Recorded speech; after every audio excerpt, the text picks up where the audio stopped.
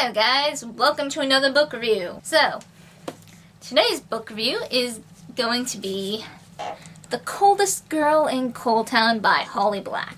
Now, I love Holly Black. I've been in love with her writing since I read Tithe in, I believe it was freshman year in high school. Yeah, ever since then I've been hooked on her writing. Beginning in August, I found out this was coming out in September, and I'm like, I'm gonna pre-order it! And even better, I found out Holly Black was gonna be doing a little book signing thing in one of the towns near me, so I went. I had to go. I couldn't not go. And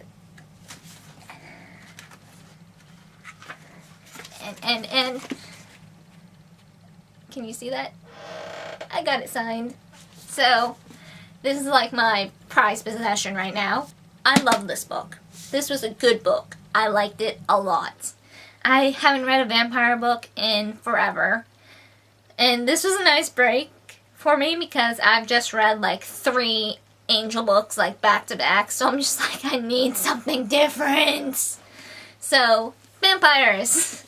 And this book, good length, 419 pages. I found this book really well paced. You know, it kept my attention. I was like flipping through.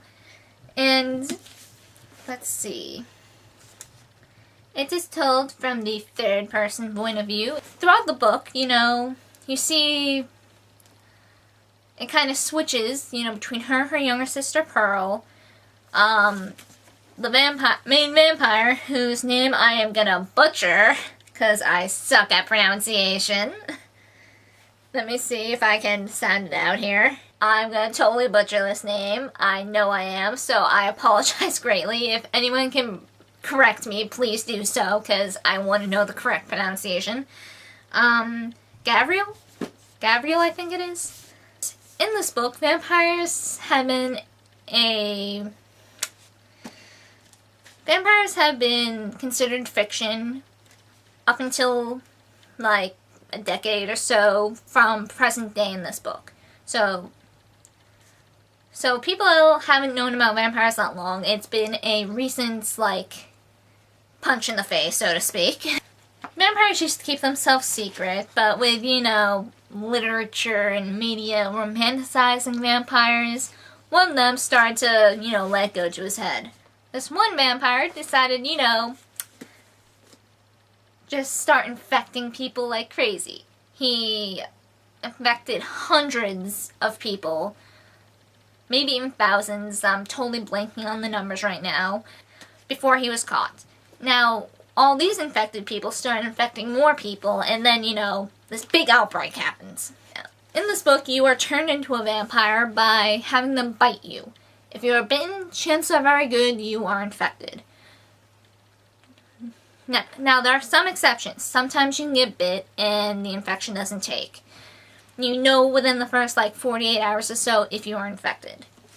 Now, if you are infected, you are gonna go cold, as they say in this book. Now, once you have figured out you are infected, and if you bite another human, if you consume human blood, you die and turn into a vampire.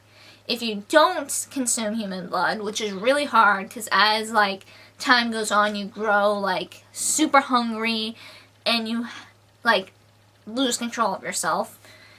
So chances are you're gonna cave and drink human blood. But if you don't, in 88 days, the virus, I guess, kind of dies in your system and you're back to normal. So there are these places throughout all the US called Coldtowns. These were places that were like isolated and made into these little like lock-in prisons where vampires that were caught were sent, people who were infected were sent, and later on people just started like wanting to go there because it seemed so glamorous and awesome. Now if you are infected, you're expected to turn yourself in, or someone's expected to turn you in. So you can be shipped off to one of these cold towns and basically spend the rest of your life there, because chances are you're going to turn. Now, Tana, she's at this party one night, and the book picks up with her waking up at this party, after this party, and everyone is dead. They're only, well, not everyone. Her ex-boyfriend Aiden's alive. He's infected and, like, chained to a bed. Gabrielle is chained up and kind of thrown off into the corner. She has no idea who Gabrielle is. He's just kind of there. No vampires were invited to the party. They kind of crashed it because they wanted a little midnight snack, I guess. So, Tana, being the awesome person she is, decides, okay, I want to help you, Aiden, even though you're an asshole. So she does so, and he doesn't attack her, so that's good. And Gabrielle helps them escape, because the vampires who killed everyone else are still in the house. Gabrielle escapes with them, and Tana doesn't know if she's infected. As they were escaping, one vampire, like, scratched the back of her leg with their teeth, so she has no idea if she's infected. So her first thought is, okay, we gotta get to a Coldtown to turn in the vampire and to work on you, Aiden. So that's what they do. And Tana comes up with this idea. You know, if you catch a vampire, you can either collect a bounty from the government or get a marker. Now, these markers you can use to get someone out of Coldtown, provided they are not infected or a vampire. And she's gonna go into Coldtown herself, because she doesn't know she's infected, so she's like, okay, I'll go into Coldtown, and if I'm infected, I'll sweat it out. If I'm not infected, awesome, I can go home. And with this marker, I can actually leave. So that's her plan. Turn Gabrielle in and get a marker. Go into Coldtown. If she's not infected, awesome. If she's infected, okay. Try and sweat it out and then go home after 88 days. Which is like a long time. 12 weeks, I think. So, you know, that's the general idea of the book. That's all I really can say without giving too much away. Things get really, really awesome. Like, the whole book is awesome. I love it.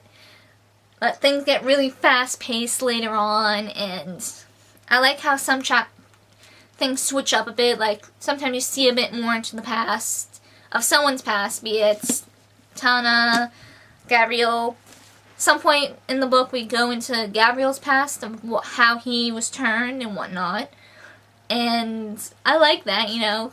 Keeps me wanting to read. Keeps things from getting too dull by switching. And I highly recommend it. If you don't like vampires, I recommend her other series. So you should all totally check it out. I will definitely be doing a review on Tithe once I get to it. I have it somewhere in my stack of library books over here. So yes, I will be doing a Tithe review, and that'll be up as soon as I can get it up. Anyone have any suggestions for other books or series for me to read? Let me know, and good night!